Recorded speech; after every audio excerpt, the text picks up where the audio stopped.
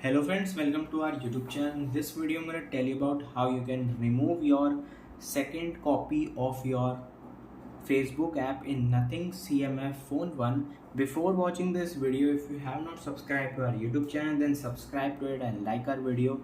So let's start friends. You can see friends, there are two Facebook apps showing.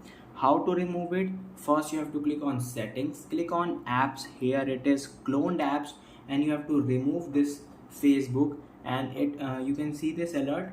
All data related to your copy of Facebook will be permanently deleted. You still be able to use the main Facebook app. You just click on uninstall. The copy is uninstalled. You can see there is one Facebook is showing right now. I hope you like this video. If you like this video, then subscribe to our YouTube channel for more helpful tips and tricks videos. See you next time.